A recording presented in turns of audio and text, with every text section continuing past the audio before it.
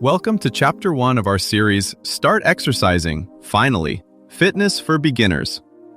In this episode, titled, Why Exercise Feels Hard, Reset Your Relationship with Movement, we're going to uncover the mental barriers that often hold us back from embracing exercise. So if you've ever felt overwhelmed by the thought of working out, you're in the right place. Let's dive in. Right now, your brain is quietly running a cost-benefit analysis on exercise, and it's biased against you. You can feel exhausted just thinking about a workout, then strangely fine once you actually move.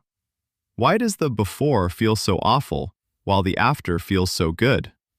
Your brain's bias doesn't just shape whether you work out. It quietly dictates what kind of movement you even consider valid.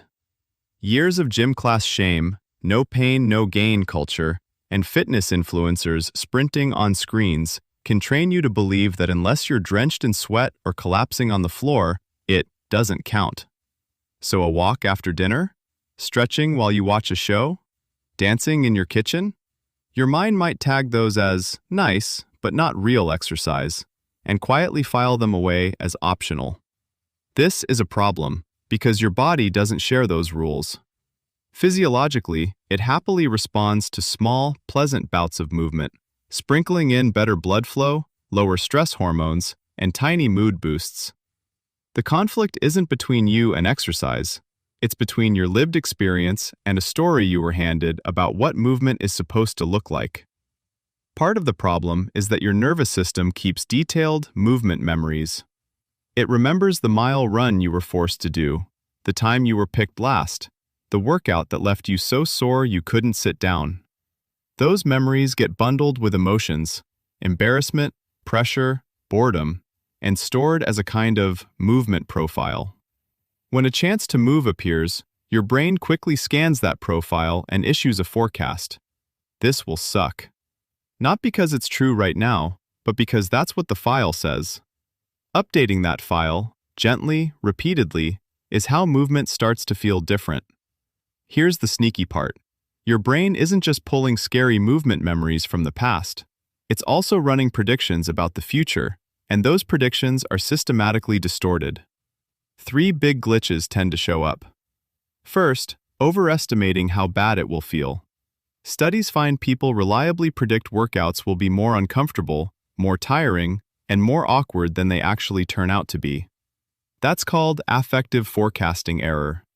Your brain highlights every possible downside, sweat, breathlessness, logistics, and largely ignores the likely upsides, pride, relief, clearer thinking, maybe even a bit of fun. So the ugh you feel before moving is often a reaction to an exaggerated forecast, not to reality. Second, discounting future benefits. Your brain is wired to care more about what happens in the next hour than what happens in the next decade. Avoiding mild effort right now feels more compelling than lowering your risk of disease later, even though you know the long-term stakes are huge. But not all benefits are decades away. There are near-term payoffs your brain does respond to. Better sleep tonight, a calmer nervous system this afternoon, being less snappy with people you care about. When movement is linked to those immediate, tangible wins, it stops feeling like a vague investment and more like a useful tool. Third, associating movement with obligation instead of choice.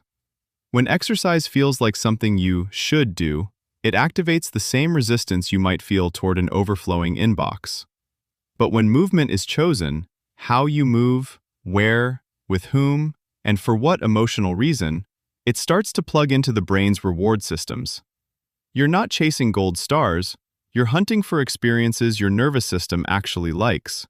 Music, nature, mastery, play, social connection, or even just a slice of quiet. Think of it like updating medical records. Old notes say, exercise equals threat. But every small, tolerable bout of movement that ends with, that wasn't so bad, is a new entry in the chart. Over time, enough of those entries shift the overall diagnosis from avoid to maybe, then from maybe to I kind of miss it when I don't. Think about how your brain treats different types of movement during a single day. You might scroll your phone for 30 minutes without hesitation, but balk at a 10-minute walk as too much. That's not laziness. It's your prediction system mislabeling one action as cozy and the other as costly. A practical way to update that label is to run tiny experiments that contradict the old file. For example, set a timer for 5 minutes and put on one song while you tidy, sway, or pace during a call. When the timer goes off, and quickly rate 2 things from 1 to 10. How bad was that really? And how do I feel right now compared to before? You're not judging yourself, you're collecting data. Over a week, those numbers often reveal a pattern. Anticipation stays high, but actual discomfort drops and mood inches up. This is your nervous system learning, through repeated, low-stakes proof, that movement can be brief, flexible, and sometimes quietly rewarding, not a test you pass or fail.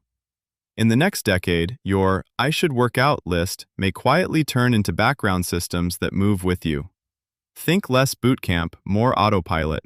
Shoes that suggest a calming route when your stress spikes, office layouts that nudge short walking loops, group chats that turn shared step streaks into low-key rituals. Like a well-designed museum, the environment does the curating and you just follow the path that feels most interesting in the moment.